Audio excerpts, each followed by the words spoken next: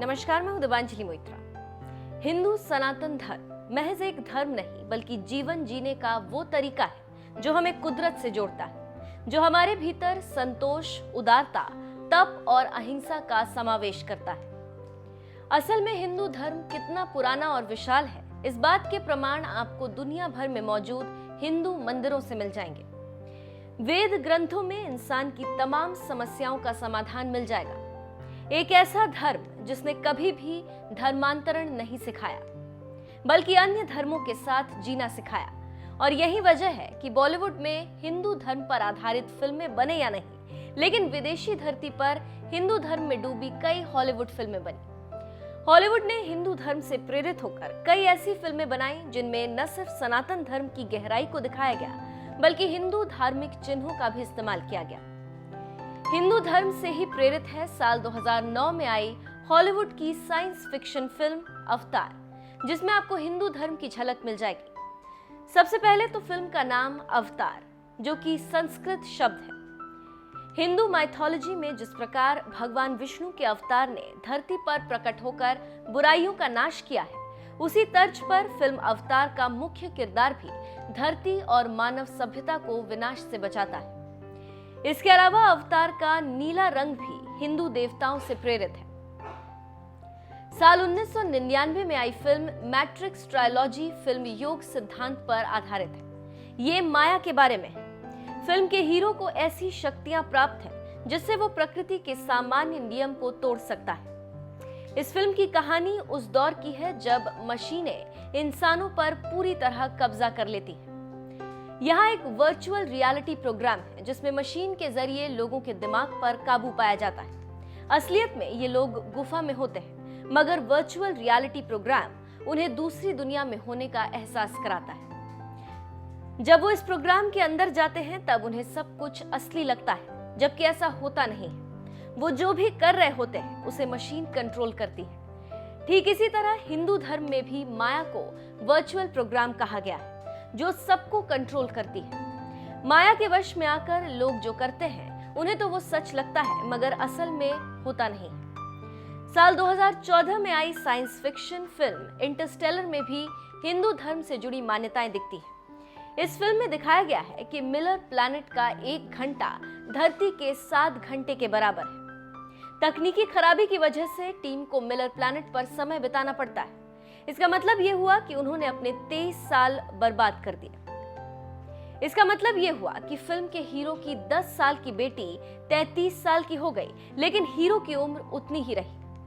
श्रीमद् भागवत गीता में भगवान कृष्ण ने ब्रह्मा के एक दिन को मनुष्यों के 1000 चतुर्युग के बराबर बताया है और रात भी उतनी ही लंबी। भगवान ब्रह्मा ने कल्प के प्रारंभ में मनुष्यों का और जीवन का निर्माण किया। कहते हैं मनुष्यों का 1 साल यानी 365 दिन के बराबर देवताओं का 1 दिन होता है। उत्तरायण उनका दिन और दक्षिणायन उनकी रात है। वैसे ही देवताओं के 1 वर्ष के बराबर ब्रह्मा जी का 1 दिन होता है। साल 2018 में आई फिल्म डॉक्टर स्ट्रेंज ज्यादातर लोगों ने देखी होगी, जिसमें कार एक्सीडेंट के बाद डॉक्टर अपने हाथ ठीक नहीं कर पाता, जिसके लिए वो हिमालय में प्रातिव शिक्षा लेने जाता है, जहां उसे बहुआयामी सृष्टि और समय के ताने बाने के बारे में समझाया जाता है। आपको ये जानकर हैरानी होगी कि फिल्म का ताना बाना जिस बहुआयामी सृष्टि के इर्द गिर्द बुना गया, उसका वर्णन हिंदू ग्रंथों में मिलता है। भले ही हॉलीवुड की ये फिल्में साइंस फिक्शन हो, लेकिन इन फिल्मों के पीछे का कॉन्सेप्ट हिंदू धर्म से जाकर मिलता है। इन फिल्मों को न सिर्फ लोगों ने खूब पसंद किया, बल्कि दुनिया भर में इन फिल्मों ने करोड़ों रुपए कमाए।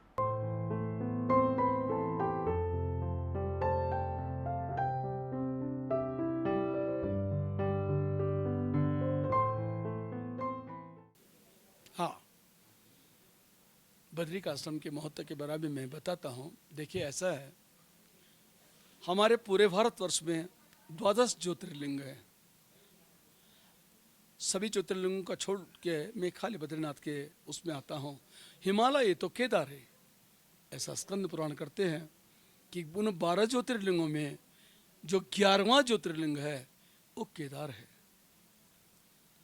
तो समस्या ये थी, अगर केदार ज्योतिर्लिंग है तो जहाँ भी ज्योतिर्लिंग हैं वो भगवान शिव जी के हैं। उन शिव जी के ज्योतिर्लिंग में भगवान नारायण कहाँ से टपक पड़े। और फिर लिखा वैकुंठो अष्टम साक्षात श्रेष्ठो बदरिकाश्रम। इन भू वैकुंठों में भी कोई वैकुंठ है तो बदरिकाश्रम है। उन्होंने केदार को नहीं बोला। ऐसा क्यों हुआ उसका थोड़ा सा आपको हम वर्णन कर देते हैं। पहला तो ये है, ये भूमि भगवान शिव जी की थी और देवताओं की ये प्रार्थना हुई, हे नारायण, सतयुग में आपके दर्शन हुए तो चतुर्भुज रूप में हुए। त्रेता युग आया तो फिर भगवान का रामावतार हुआ। छोटे अन्य अंशावतार, कला अवतार, युगावतार बहुत हुए, लेकिन छोटे हुए, उनमें रामावतार सबसे बड़ा था। रामावतार अगर हो गया तो त्रेता में जिन लोगों ने जन्म लिया होगा उन्होंने भगवान श्री राम को देखा। त्रेता भी गया, तब आया द्वापर। तो द्वापर में लिखते हैं भागवतकार कि कृष्णस्तु भगवान स्वयं।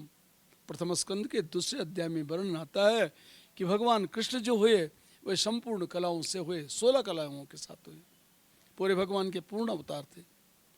तो द्वापर में जितने भी उन्होंने काम किए होंगे उसके बारे में लिखते हैं। एक श्लोक श्रीमद् भागवत के 11वें स्कंद के 4थे अध्याय में आता है, जहाँ पे लिखा है नक्षत्रयाम कृतगाम चतुर्सप्त कृतो रामस्तो है गय कुलाप्य वर्गवग्नि सोब्दिम वंद दशवक्र महंस लंकम सीतापतिर्जयति लोकमलग्न कीर्ति। मतलब सत्युग का अंत आया तो महाराज परशुराम जी ने पूरी पृथ्वी नक्षत्रयाम कर दी, बिना नक्षत्रों के कर दी। 21 बार उनका विध्वंस किया। इस प्रकार सत्युग गुजर गया।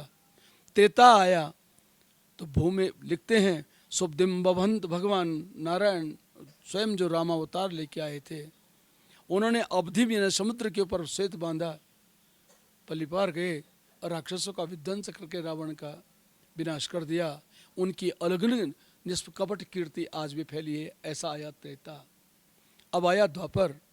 तो भूमिर भरावतरणाय यदुस्वजन्म जातक करिष्यति शूरैरपि दुष्कराणि। देवताओं ने भी जिस कार्य को नहीं किया वो काम भगवान कृष्ण ने किया। ऐसा द्वापर आया। अब लिखते हैं जब 3 युग तक दर्शन हो गया, 4था युग आने का है, तो लिखा है उसमें कि बदिर्विमोहयति यज्ञ कृतो ददर्घन। जब ऐसा कलयुग आएगा जिसमें कोई भी अच्छी तरह बात न कर सके, उल्टे उल्टे काम होंगे, तो भगवान का फिर अवतार होगा और वो भूमि का भार उतार देंगे। लेकिन जब होगा तब होगा, तो देवताओं का यही प्रश्न था, जब होगा कल के अवतार तब होगा, तब तक तो आधा संसार समाप्त हो जाएगा। तो महाराज ऐसा करो, आपको कैसे बिलीव करेंगे लोग, कैसे विश्वास करेंगे कि भगवान थे भी या ये अवतार सही थे या गलत थे। उनकी बात को सुन करके भगवान यही सोचने लगे, ए देवताओं, समय आएगा मेरा भूमि पर अवतार होगा और वहाँ आप मेरे को देखोगे। तो सतयुग में जो पहला अवतार हुआ नर नारायण अवतार, परंपराओं गत में वो 4था अवतार है, वही नर नारायण अवतार यहाँ आया तब के लिए। तो वो नर नारायण अवतार इस ढंग से था कि जितने भी अवतार आज तक हुए सब चले गए, लेकिन नर नारायण अवतार भगवान का जो हुआ वो आज भी है। योद्यापि चाष्टमुनि वर्ज्य सेवितांग्री, श्रीमद्भागवत के 11वें स्कंद के 4थे अध्याय में 10वें श्लोक में ये वर्णन आया, वे आज भी यहाँ पे निर्द्वंद होकर तप कर रहे हैं। लेकिन कैसे उन्होंने तप किया ये मैं आपको समझाना चाहता था। भूमि तो भगवान शिव जी की थी, तो वो कैसे यहाँ बस गए। उन्होंने देवताओं से कह भी दिया कि कलयुग में ऐसा धाम बनेगा जो साक्षात वैकुंठ होगा, उसका नाम बदरिकाश्रम होगा। देवता उनकी प्रतीक्षा यहाँ करने लगे और उधर भगवान नारायण ये सोच में पड़ गए कि किस ढंग से मैं इस भूमि को अपने पास बुलाऊं, कैसे रखूं। भूमि हमारी नहीं, ये तो भगवान शिव जी की है। अब शिव जी की भूमि में हम जबरदस्ती जाएंगे ये भी नहीं हो सकता, उनका नाम खराब हो जाए ये भी नहीं कर सकते। तब रास्ता था कि मैं तप करूं।